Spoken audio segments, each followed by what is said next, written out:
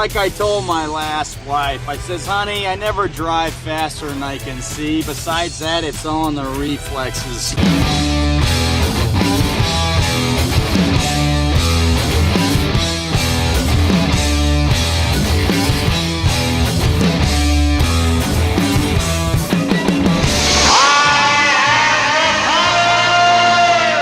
Okay, welcome back to Podmasters. This is episode 3.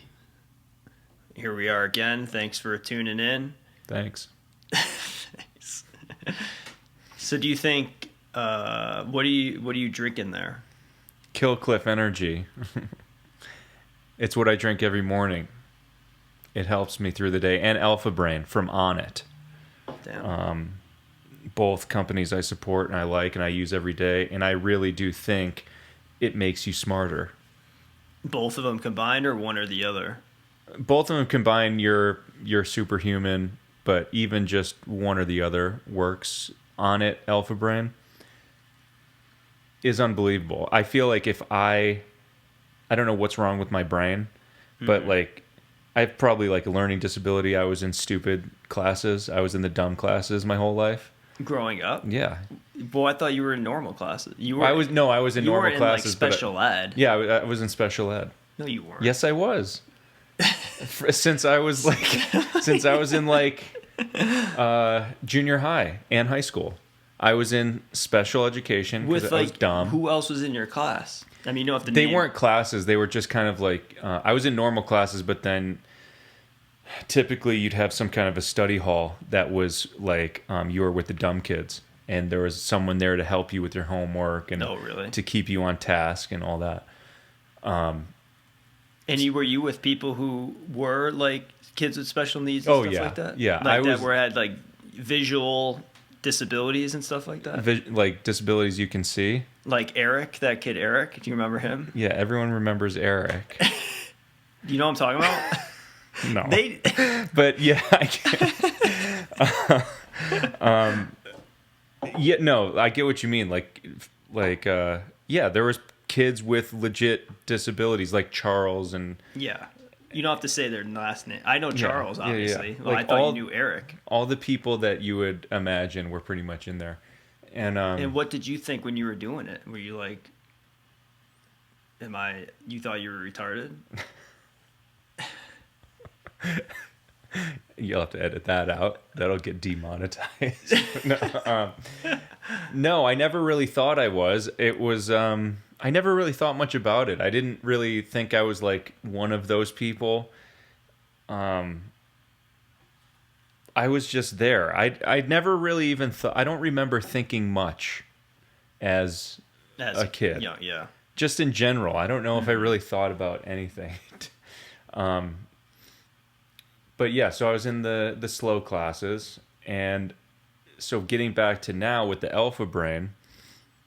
I feel like if I took that, my whole life would have been different. Because now I feel like a computer almost. And I feel like I'm soaking up so much more information, retaining the information, understanding it, connecting it with other things in life, putting all these pieces of the puzzle together in different areas, making links that have not yet been linked in my brain. And again, focus is crazy, the attention span, and processing power, and how long you can stay focused has just all increased. And it is really, people say like, well, it could be a placebo effect. It's like, yeah, it could be. And if it is, either way, good, doesn't matter. Yeah. But I really don't think it's a placebo effect because I'm not consciously thinking about it. I realize it after the fact.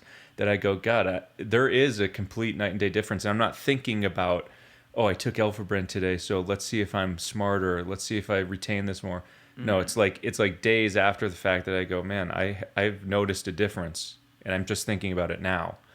Do you feel like less cloudy and stuff? Yes, like in your head? I'm sharper, and I was going downhill. I felt like I was getting really dumb there for years. Like ever since I hit my peak at maybe 25, 27 years old, I was at my mental prime. And then from there on, I don't know what it was, but I felt like I was declining rapidly. And I was like, Jesus, I'm only, 35 years old or whatever at the time. I'm like, I don't know if this brain's going to make it to 50. It's going to be mush by 50, like at this rate of decline. Yeah. But then, I started taking that, and it really fucking helps. And now I have an endless thirst for learning and an endless capacity for it. And I'm just thinking, like, man, if I took this when I was a kid in school, I don't know if it also has to do with the age I'm at too, probably helps. But like when I was in school, just didn't care. Now I care a lot about learning, and I'm fascinated with everything, and I just did not have that as a kid. And that might just be maturity, but I'm just thinking, man, if I had that back then, my life could be way different. What how do you take that stuff? Is it just a pill? Or It's just a pill, and like a vitamin kind of? Yeah, it's just does it replace a vitamin at all, or is it? No, it's a vitamin that boosts brain function. So it has ingredients in there that is specific for brain function, and not just like vitamin A, B, C kind of stuff. How many do you have like per Well, tube or whatever? that's the thing. So you get the container has 30 pills in it. Yeah. And you're supposed to take 2 a day. The serving size is 2 a day on the bottle. Yeah. So that's only 15-day supply, right? And it's kind of expensive. It's like $35. So you times that by 2, $70 a month. That's kind of a lot. But I started because I didn't want to really, this is how I do everything. I don't really take the serving. I'll take half of whatever. That's how I do drugs too. I'll take a small amount. I don't take what everyone else is doing or more. I take small and then slowly increase it. But I've been just taking 1 a day, so that lasts me a month because there's 30 pills. And 1 a day, my results are from half a serving. Do you feel like you? Yeah, I don't know if I'd be able to take it to double that. Yeah, I don't know. I'm not ready for that, man. I feel like I'd be able to fly or something. Do you? We're not even sponsored by this company, and it's going to be a whole podcast devoted to it. But I am interested in it just because it's like, do you think after you took the first one, it immediately you felt it, or was it something where you needed to build up after like the first week or so? Well, because I kind of want to try you to give me some when I drop you off. It's too expensive. Like 1 or 2, maybe.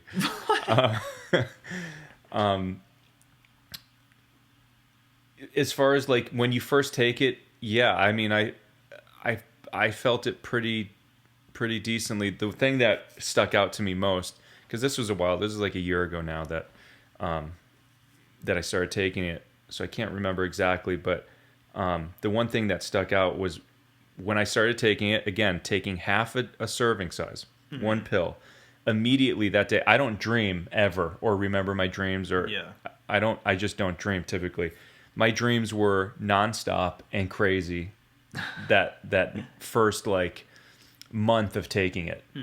It really activated, and that there's proof right there. Yeah. That it activates something in your mind to it puts fuel on some kind of fire there. Was it disturbing your sleep, or is it just No. It was just like, holy shit, I was dreaming the whole night. I remember them.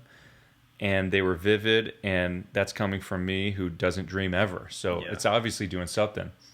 But the dreams are no longer there anymore after the... No, they kind of died out. I'm sure if I took 2 pills now, then it would probably kick that back up.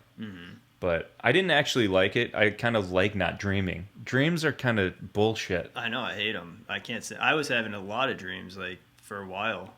Like, when I was quitting, I was working at a taxidermy job.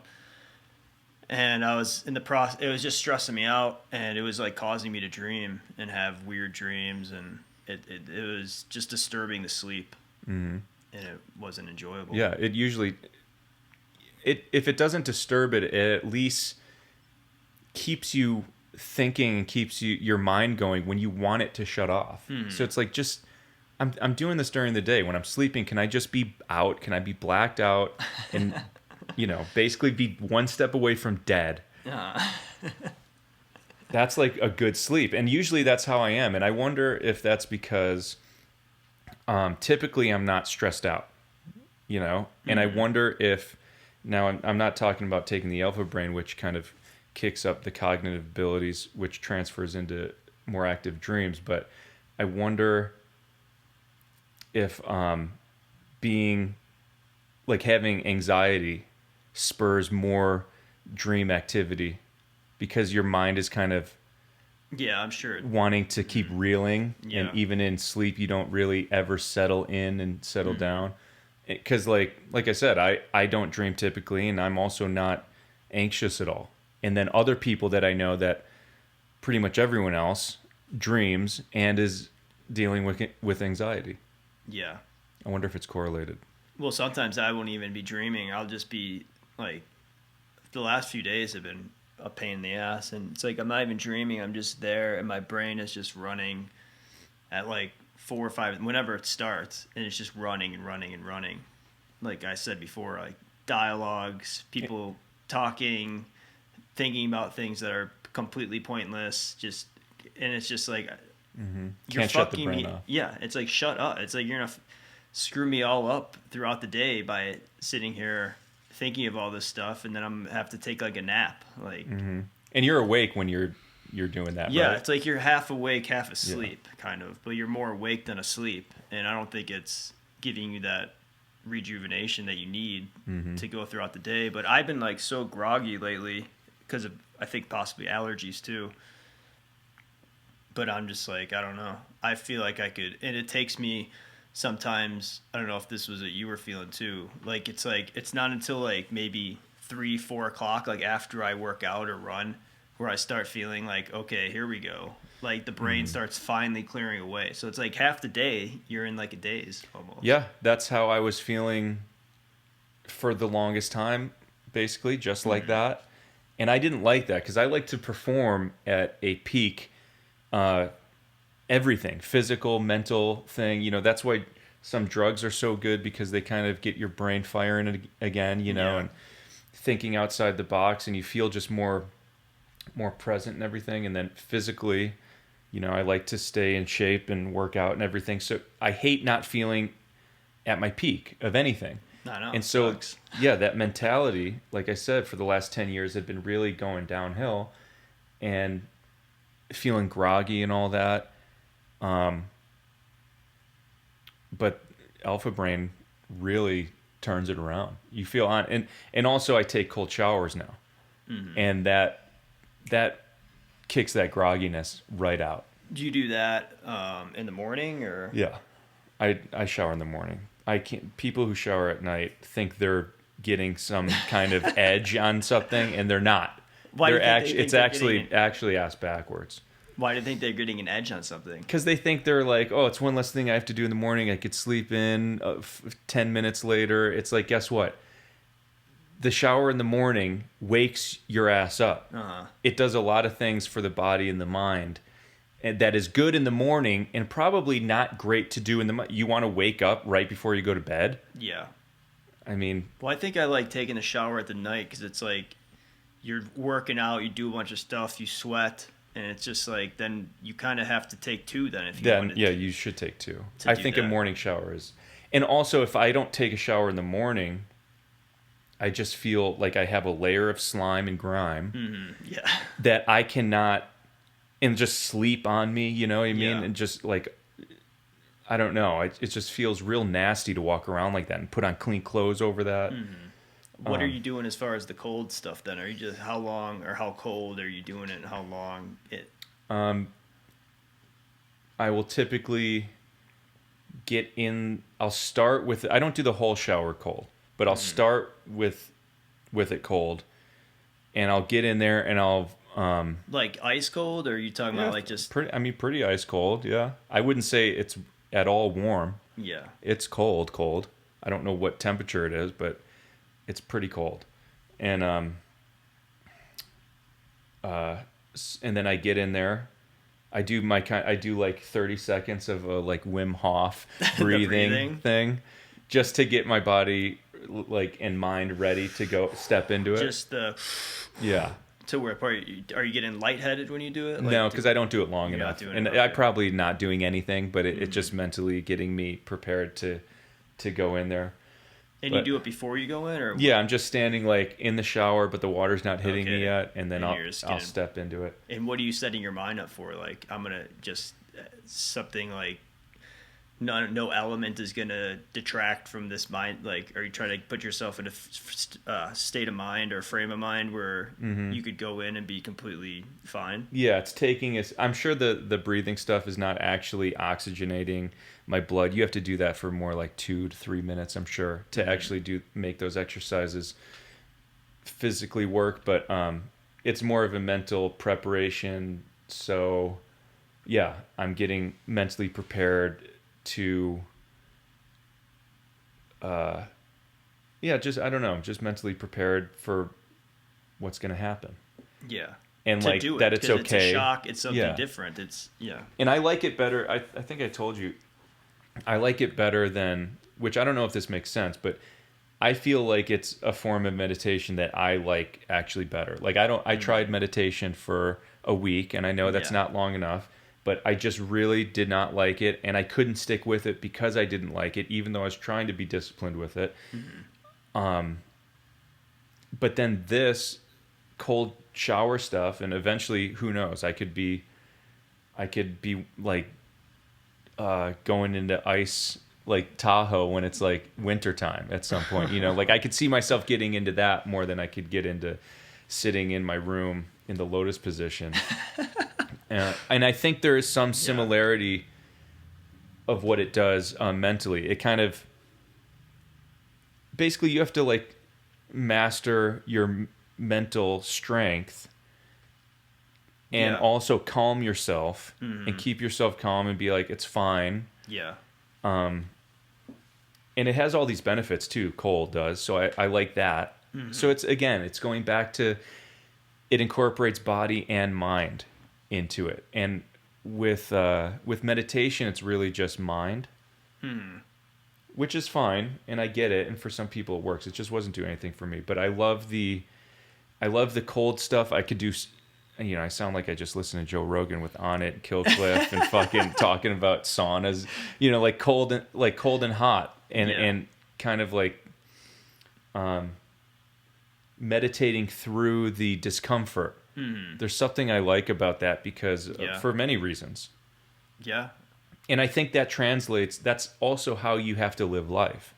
You have to meditate through all the fucking things that are going to come up, good and bad in life.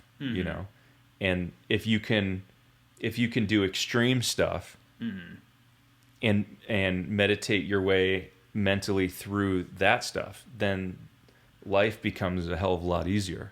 Yeah, because you're just training your mind for any situation is what it comes down to. Yeah, any extreme stimulus, you can be calm through it. And because the mind wants to go and run off and kind of do its own thing, be emotional, get upset about things, and freak out over whatever it may be. But meditation's teaching the same things. It's just you're just getting there a different way. Exactly. Yes.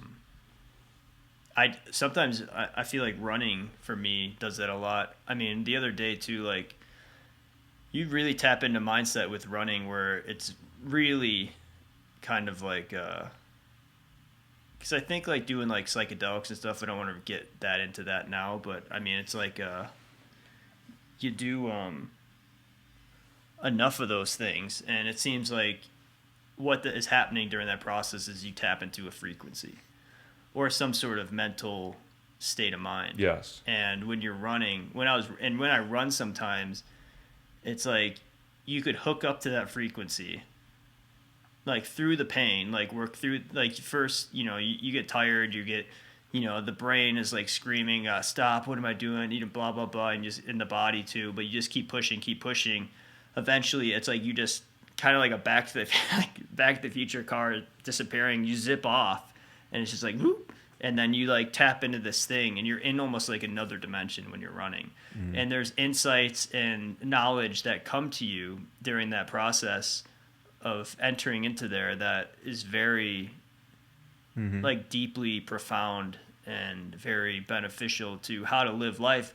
But then for me, it's like I get out of these fucking states that you see the thing, and then I go back to being like a fucking pussy human. Yeah. And it's like every time I go, and it's just like I keep regenerating into the past, when it's like I know what the other side is, and I know, and I've accessed it, and I've been there, and I know all the things, but it's like I still like lack the sleep troubles or this or that, or even sometimes getting anxiety over stuff, and it's just like, God damn it, it's like, what the hell is the deal here? It's like I have all the tools and I understand it all on a pretty deep level, but it's like the ego disintegrates and then it regenerates, and it's just like so annoying. And it's like I can't stand that part of myself that it still continues to be that way. Well, I think it's a lifelong pursuit into mastering your mentality like that. It doesn't happen overnight. And think about most of your people's tendencies were set in stone when they were kids. And kids are stupid, and kids don't develop the greatest techniques on how to get through things. And then when you're a kid, you're a sponge. And so you're really like imprinting the wrong code a lot of times into your system, and those travel with you your entire life. And so now you've just been cognizant of that for maybe the last few years, but compare that to the first 35 years or something that those techniques kind of were already set. I get that for a lot of people, but for me, when I was a kid, I lived more, like you said. You look at a picture of me, you're like, oh, your 8th grade self could be your ass now or something like that. Like from pretty much from a kid until I think the main break for me was when I was like, in college with the whole getting broken up with the girlfriend and being colorblind. That really is what, to me, when I really look back on it, is what took me out of it, and then taking the wrong code from there. But then at the same time, and that a lot of times, like, everyone goes through their first kind of not only heartbreak but troubles, and sometimes people go through trouble when they're in grade school or junior high or high school. Yours happened to be college, so was mine, and before that we lived pretty fucking cushy lives. Oh yeah, you know I what I mean? And so I agree, and we weren't prepared for anything.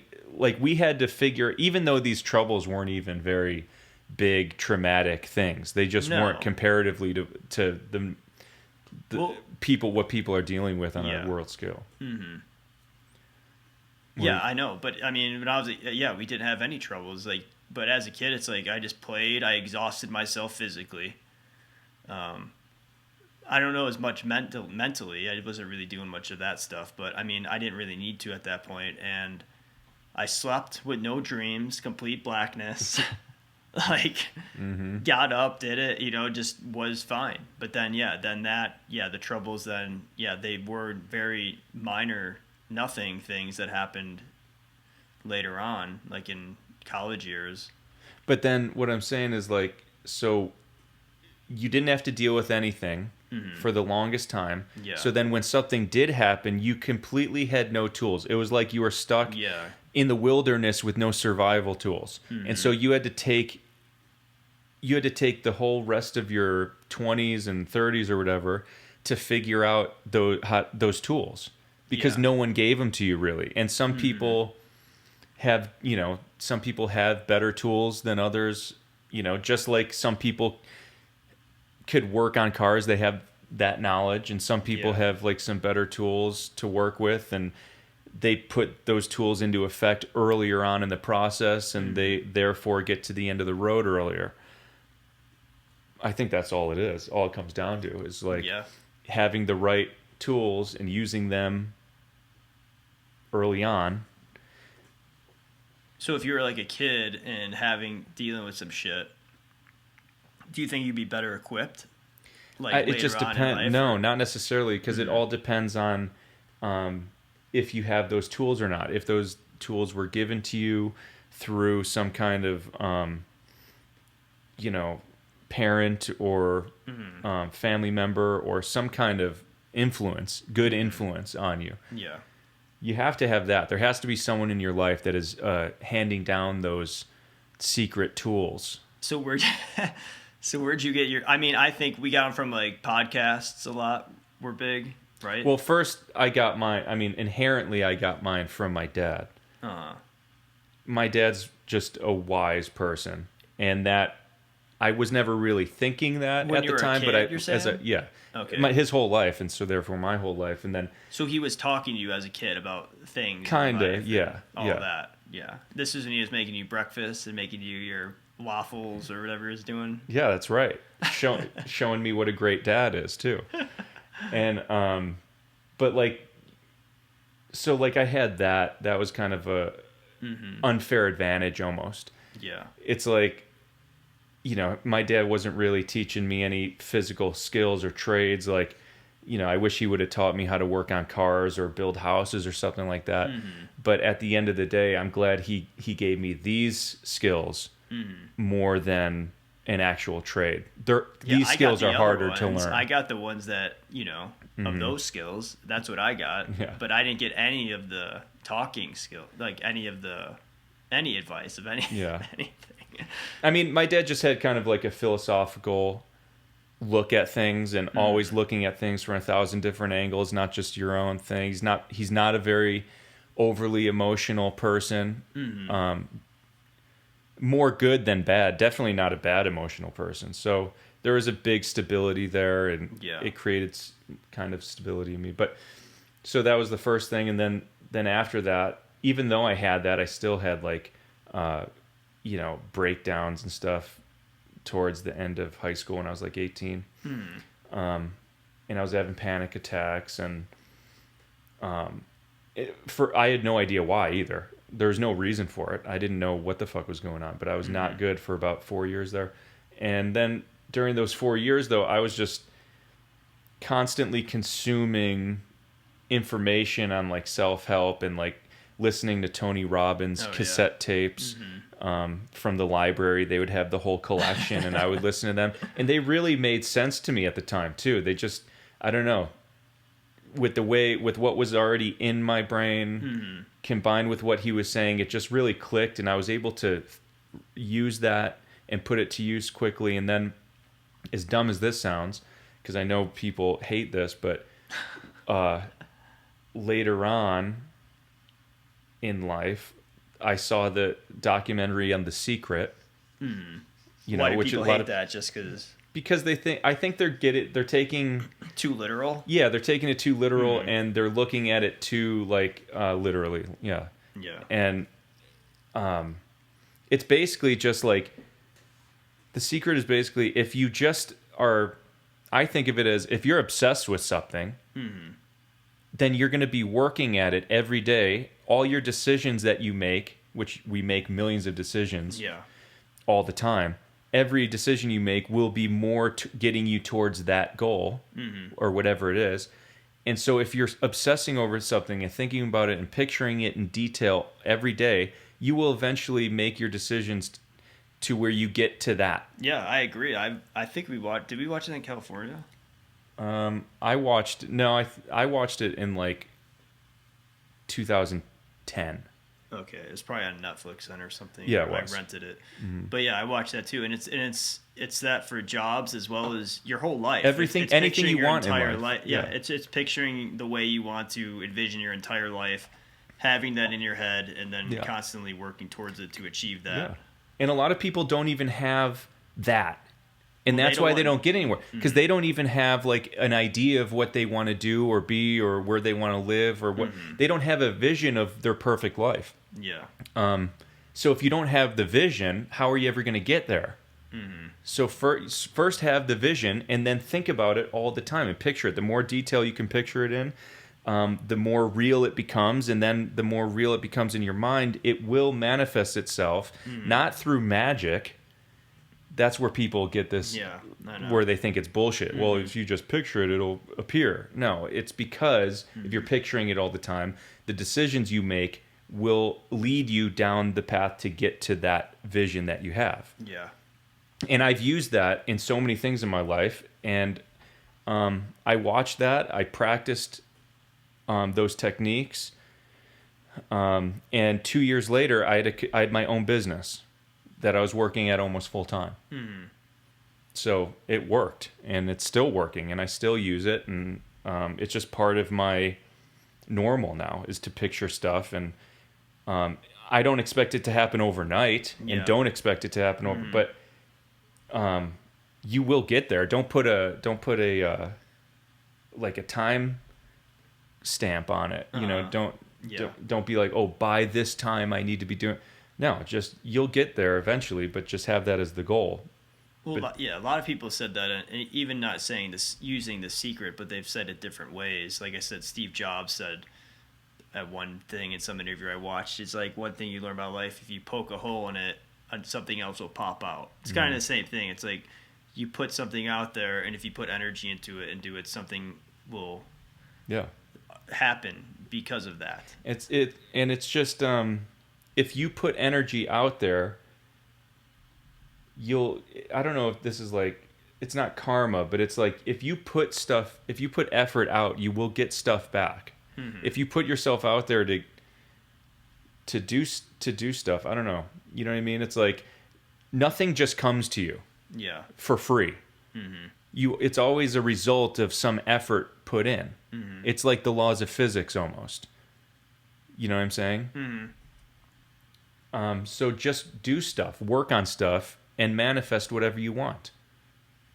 It's really that simple. I think people are possibly just, I don't know. I mean, well, it's mostly negative self-talk probably is the most detriment to it, or people think they don't deserve it, or I don't know. There's probably a few you could probably narrow it down to a few things, but it's negative self-talk, which is and laziness, which negative self-talk is a form of laziness to me, because it's easy to hate on yourself and get down on yourself and feel like it kind of makes you feel good almost in a way to get down on yourself. I don't know if that makes sense, but I get it. Yeah.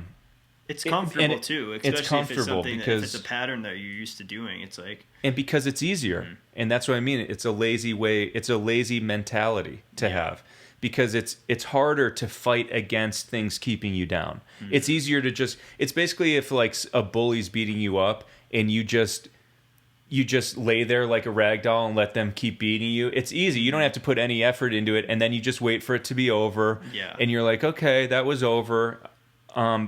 As opposed to fighting back. Yeah.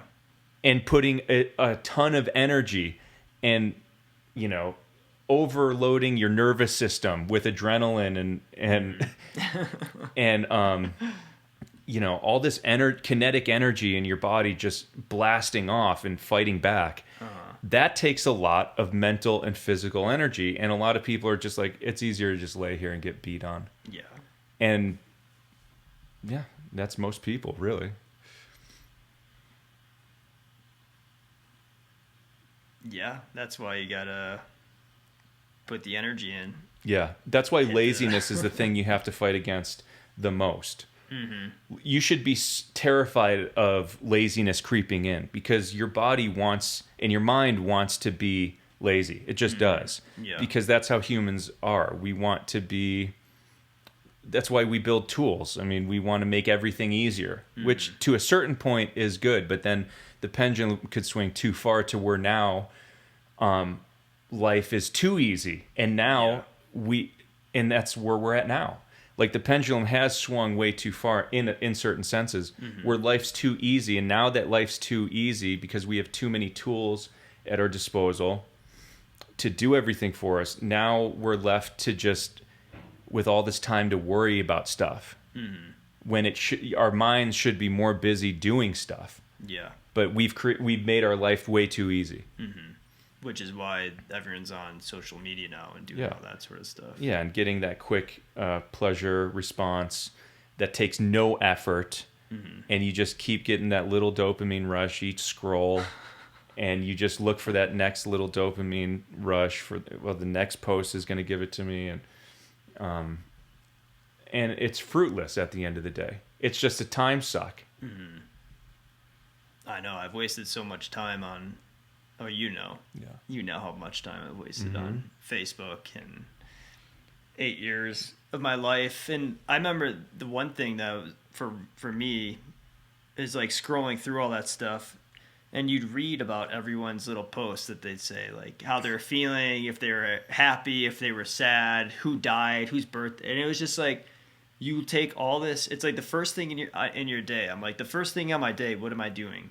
I'm looking at Facebook and I'm scrolling all this shit. So I'm taking all these people's thoughts and pictures and opinions and popping them in my head first thing. And then it's like now, and then I have to go around throughout the day with that in my head, thinking about Bobby's, all this stuff that doesn't matter, that's going to the vet or this. It's just like all that stuff is just wasted space, wasted time, wasted energy, wasted emotion. None of it matters. And it's also, it never is what makes you feel happy. It's like everyone chases everyone's just so lazy, physically, mentally. They chase the easy, quick, feel good that eventually, it's like a drug, like how a drug makes you feel great for a second, but then the next day you feel like shit. Yeah. And that's what everyone's kind of more in tune to go after, is that easy, effortless, feel good for 1 second, and then they don't realize that it's really making them unhappy in the long run. So like the only thing you need to be doing for happiness is set goals, work towards them. And the goal itself, even if you achieve the goal, that's not really going to make you happy. You need to know that from the beginning. You need to know and appreciate it's the striving after the goal. That's the fun part. And once you achieve the goal, you'll realize, you'll feel good for a day or two or a week or a month, and then you'll just be normal again. And you'll realize that the fun and the happiness came from chasing the dream. So that's life. And just keep doing that over and over. On just different things. Yeah. Keep your interest going, stay. So you always have to be achieving something. So yes. It's like always getting better, always improving. Say it's like, some okay, way. I'm doing my job from 9 to 5. It's like, okay, that's kind of steady. I can't really do anything there. It's like that part of my life I can't advance it. But then it's like, I'm also, say I'm running, my goal, and then you put your goals to that. Yes. Like, is that what you do? Yeah. Like that too, maybe? Yeah, if that's what you want to, if that's important to you and that's what you want to do, then yeah. And then. Or get another job or something that's more challenging there, or. You can do that, yeah. However you want to do it. There's a million ways you can do it, It just depends what you're into. But always be... Because you could still work a full-time job that you don't like, but then at the end of the day, you could always be doing something that is improving yourself in some facet. Even just reading or running or whatever. Yeah. Outside of work. Yeah, or meditating or doing whatever. Just as long as you're getting better incrementally on a day-to-day basis or week-to-week basis, you're just better this week than you were last week, then that's awesome. Yeah. So do you think that that keeps you going? Is one of the main, if not the main drive of happiness or contentment or satisfaction? Like, what would you call that? I think you could say that is really the meaning of life. Is to constantly get better. Well, we were talking about last week, like expanding your consciousness in art and like reaching, like you're always trying to go towards something bigger or trying to open your mind to something more. It's like, it's almost the same as, so it's kind of like that, but it's like individually you're just always striving to do something. And if you don't have that thing to strive for, you get stagnant. Yeah, you're stagnant, and you might as well. What are you doing? You might as well be dead. You're dead now. You're not moving. Well, what if someone's like, I don't have any interest, or I don't know what to do? You're like, just It's an excuse, negative thought. That's negative thinking. If they don't have any interest, first off, they do. They're just too dumb to realize what it is. And also, yeah, it does probably come down to laziness. Like a lot of times, again, a lot of people just don't have the mental capacity to work hard, because like they get into stuff, but what they're into is drinking and watching other people play a sport. That's not really what I'm talking about. You know what I mean? Yeah. Like, put in hard work at something. That's what will make you feel good. Yeah. And it's counterintuitive. But that's kind of, it could be argued that drinking and watching a sport is some sort of communal bond, maybe, or some sort of, I don't know. And I'm not saying you can't do that at all, but that can't be your... You need at least one thing, probably. Yeah. At least one. Yeah, Because So if I work a job that I just am whatever, and then I go out, I drink, and I have sports, that life would be an unsatisfying life. If that's all you did, yeah. But then if I worked, I watched sports, I drank, and then I was also into studying, reading about history and I was always expanding my mind in history. That right there is all that would allow me to. You think that one thing would allow you to get through? That's all you need. Life? You can do anything else as long as you have one thing that you're always working on, and that one thing could change. I mean, it has for me over the years many times. I'll get into something, deep dive into it for years and years, and I'll get to a point where I'm like, I'm pretty knowledgeable at this. The leaps and bounds that I make are getting kind of smaller and smaller increments every year, because you get to a level to where your knowledge is kind of so high at something, so you can now probably move on to another interest. So do you feel like after those interests, so say music, so he was a drummer for years, do you feel like you've obtained that thing, and that was... Yeah, a long time ago I was able to move on, because I don't want to say I mastered it, because I did not, but I got to a point where I fully understood almost every aspect of it. Of drumming, or just music in general? Music both? Or drumming for sure. Music pretty well. There's always new challenges that you can do, and creative ways to put new things together. So you can do that, and if you wanted to, that can fulfill you your whole life, just music. What if you never reached that point in it? Would you think you'd still be doing it? Yeah, probably, because that's just how I do things. I kind of get to a level to where I really feel comfortable with where I'm at, because in the beginning, when you start something, you kind of have a goal of like, I want to be at this level, and that level, as you get there, that goal marker kind of changes and moves a little further. So once I've moved that goal line 10 times, and I'm like, I'm so much farther than where I wanted to even be in the beginning. Yeah. I'm pretty good now. I can move on to another interest. And also that's something that just kind of runs in my family too, is we like to be like, all of us, my mom and my dad, like to be diversified and well-rounded. Yeah. And not just focus on one thing for the entire... Like, if I was a geologist and all I knew was rocks, but if you talk to me about something else, I didn't know anything. I think well-roundedness is... I've always liked that idea. It's always been inherent in my nature. And I also think... I mean, I'm biased, but I think it's the best way to be, because I think a lot of things connect in weird ways that you necessarily wouldn't think. But if you have knowledge in all these different areas... there is some connection between those, and links that you could make that get you to some profound conclusions. And so there's nothing that can replace that. I would hate to just have to focus on one area of study. That's why college for me was so tough, because I wish I could just go and take whatever classes I wanted to. Yeah. And that were in different fields, but you just wouldn't have got the degree. Yeah, exactly. And I don't even know if they do let you.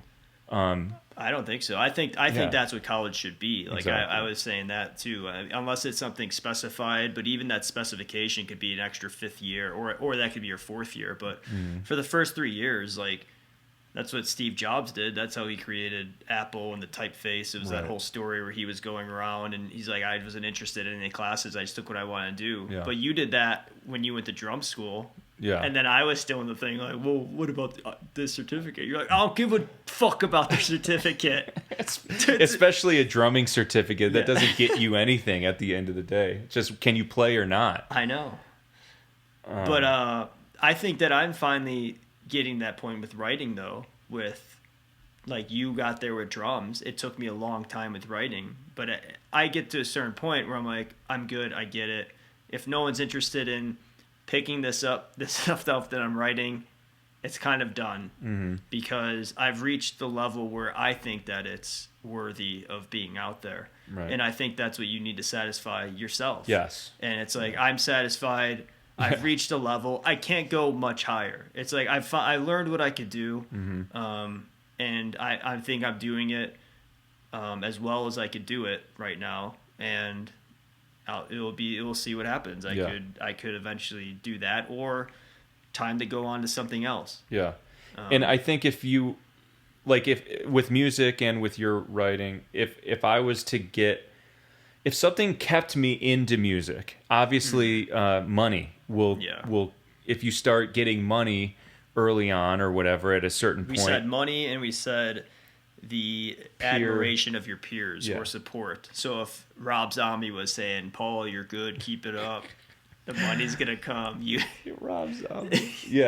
Exactly. I'm gonna get you in the band as soon as if you had some kind of breadcrumbs, pulling you down that trail to say, keep going, keep coming this way, then I'd be still focused more on music. But, I wasn't getting any of that. So, and neither were you, really.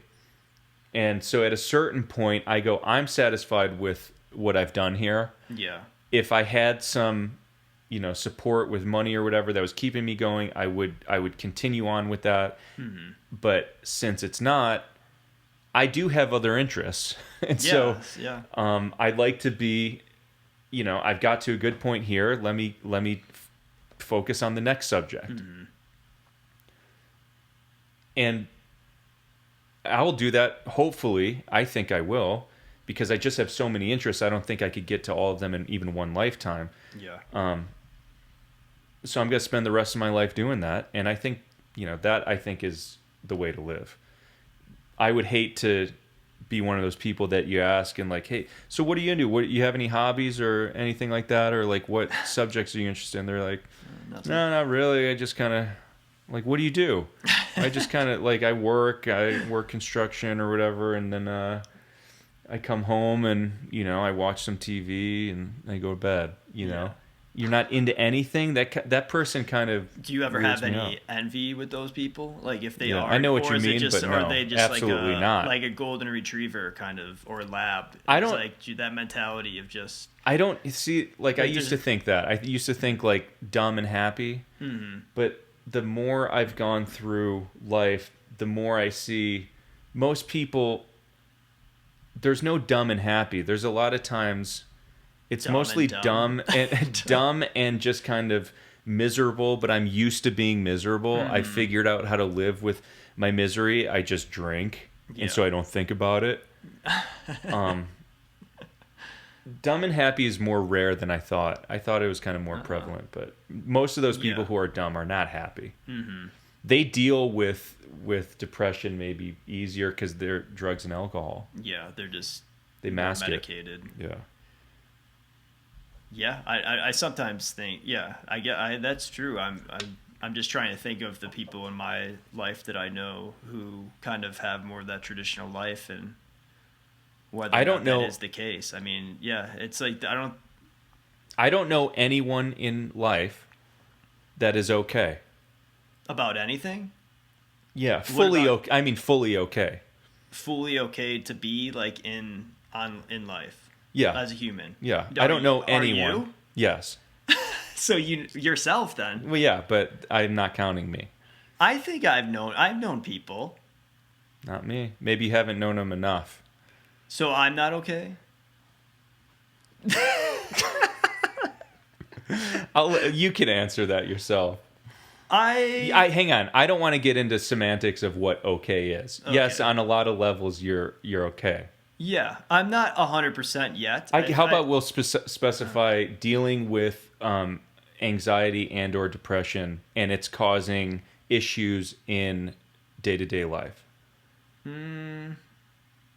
Not as much. Well, it causes sleep. Sleep is the main thing. Well, Sleep. I mean, I could get through like anything during the day now. Like if I have a thought of, even if I wake up, I don't allow myself the time to sit there and be like, oh, you didn't sleep well, and you're better at it now. I don't do that. You're better at it now. I turn it off. I'm way better at it now. And it's like even anything, if I start thinking about myself in a negative way, or thinking about anything in life in a negative way, I don't even allow the thought.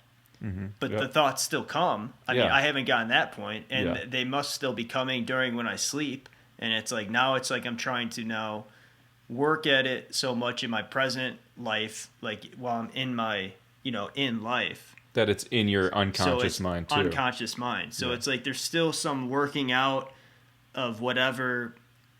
I still have some unraveling to do with how wound up I got myself throughout my 20s. But I feel it, and I feel it coming slowly. I feel less and less anxiety. I feel a more enjoyment towards life, like enjoying it. And one of the things that I like is just doing shit, like quitting my job and taking control of your own life and trying something out for a bit. It's like doing this podcast. It's like the same thing. Everything we've been talking, just trying to make your own reality, basically, of how you want to live or how you want it to be. Like having the mentality of, I want to do that, so I'm going to just do that. Yeah, exactly. A lot of people go, I want to do that, but... But another huge thing for it, too, is having no expectations on it whatsoever. Yeah, that's which huge. is something that I've placed on it, or I made it seem like it was the end-all, be-all. And now it's just like, well, I'm going to do it for a while till I can, or until I can't do it anymore. And if it doesn't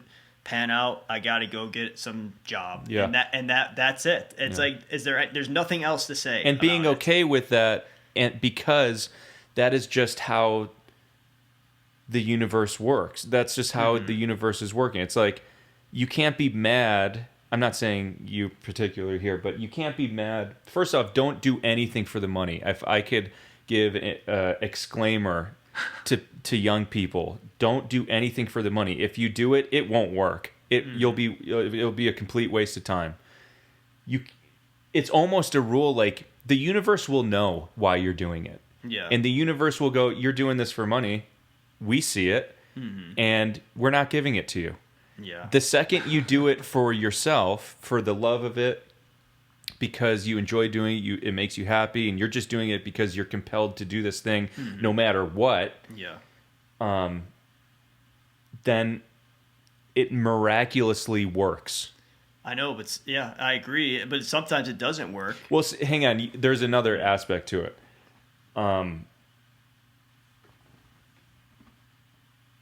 You do have... There's another exclaimer I want to put in, and I've been thinking about this the last week or so, and this correlates with this, is you have to be... Whatever you're doing, don't do it for the money, and work at it until you are undeniable. Mm-hmm.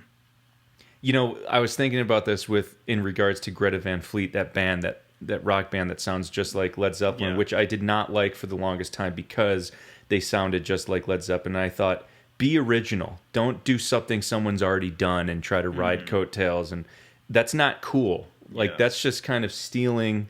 And art is all about creating something unique that only you can do. But isn't art all... I mean, I don't know. I think art is all about stealing. Well, yeah, I mean, I get that. Everything that is art... Influence and... But at the same time, when you steal, it's not just direct stealing. It's taking from... It's Frankensteining. Yeah, exactly. It's taking apart from this, apart from that. Now you put it together to make something completely new. And they almost kind of didn't... They didn't do that. Frankenstein. They just cloned. Cloned, exactly. Yeah. And so I had a problem with them for a long time because of that. But they're young kids, and so they get some leeway with that. But then... You're off the hook, Greta Van Fleet. Yeah. But now, so then I started like listening to them, and And I do see some differences. I mean, they're very similar. I do see some differences that I do like that they're doing. They're kind of epic. They're a little bit more epic than some Zeppelin songs. Like some Zeppelin songs are epic, like Kashmir or something that has that epic sound to it. Greta Van Fleet is kind of, they're still early in their. It almost seems like they're going to be taking off where Zeppelin left off and start with that bigness, because they're on their third album and they're already like they have this bigness to them, which is a cool thing. But basically, when I was listening to them in the beginning, when I first started, and I didn't like them, I was listening and I went, they're just good, man. They're just as much as I don't want to like them, they're undeniable. So be undeniable in anything you do. So even in kind of Joe Rogan's the same way. Like he was pretty hateable as a person for the longest time. Rogan? Yeah, Why? through like Fear Factor and like him, he admits it all the time, and just looking the way he does, being into UFC as a comedian, working out, looking just like a dumb meathead jock. And in the comedy world, that's kind of just like hateable. It just is. And even the comedians would hate him or have issues with him. Exactly. But he kept doing it. Yeah. And he got so good that he's undeniable. And so you now you can't argue with it. It's like, well, I mean, he's just good. I mean, speaking too about the whole thing about the love, I mean, I'm listening to the thing with, I think, Chappelle right now, I think the interview. And he's talking about, he's like, everything I did was always because I just love doing it. UFC, no one was into it. He's like, I was doing it for free. People were like, what are you doing? You're going and doing these fights? Like, what the hell is that about? Then he's like, the same thing with the podcast. People are like, why? He just wants to be in this room and talk to people for hours upon hours. And no one's listening. No like, one's why listening. Is he bothering? He's like, why is he bothering? And he's like, I just want to do shit that I wanted to do. And I'm like, that is everything that you should do. And he was not thinking about I mean, it's a perfect example of what I was talking about. He wasn't doing it for the money at all, because for the longest time, for years and years and years, for both of those things, the UFC and the podcast, there wasn't any money in it. He wasn't making any money. He was spending a lot of money, but he just did it because he loved doing it. And, that's the way to go about it. It will come. But also, again, you have to be undeniable at the same time. You have to really, you can't just do it willy-nilly and everything. You have to be really good. So keep working on it until you are undeniable. And don't expect anything to come from it. Yeah. That's it. I think that that about does it. Wraps it up. That wraps it up. I think everyone now has the knowledge to go forth and create or do whatever they want to do and make their dreams a reality. Let me just end it with this sentence that we don't have to extrapolate on. And because on the last episode we were talking about why bother being creative and doing anything creative when nature is the perfect creation. Why bother writing something like a story when every story's been lived 1,000 times? Even more interesting stories have been actually lived. But that may sound stupid, but it was a thought. And my answer to why be creative, what's the point of being creative? I think my answer is that how do I put this? God is the ultimate creator. And if we have the ability to create things uniquely. We have the ability to create things with our mind and our hands. And by doing so, we become divine. We become God-like. We become a fractal of God, the creator, by creating ourselves. And so it gets you closer to God, closer to being your own God. And it's very uniquely human. And that's why I think it's interesting and why we're compelled to do it, because we become little gods that way. So it's worth it then for you to be creative. Obviously. Yeah, sure. Yeah. I think that's why creativity is important. Yeah, I think that's a great way of looking at it. I forgot I had a thing about Kurt Vonnegut quote on my wall, curled up as you'd like to make fun of, but it basically, he says too, it's a way to like grow and enrich your soul. Mm-hmm. And I think that's another thing. I think there's a lot of things to it. Yeah, there's some kind of fractal going on because I like to think that we are all just a thought in the mind of God. This whole universe is a thought in the mind of God. And we also have minds that could think of things. And in our mind is another, let's say, universe where other things think they're real. The characters you write in your head think they're living a real life. And because in that you're the God, and then so on and so forth down the line, you keep zooming out, and it's the same thing repeated over and over. On the microcosm is the macrocosm. And I think that's, again, just fitting right into the laws of the universe that I adhere to. Damn. That's that fucking alpha brain working overtime this episode. Yeah. That's all right. Well, yeah, that's about it. We're going to wrap it up here. That's an hour. So that wraps it up. So thanks for listening. Thanks for watching. And have a good one. Later, guys. Later, guys.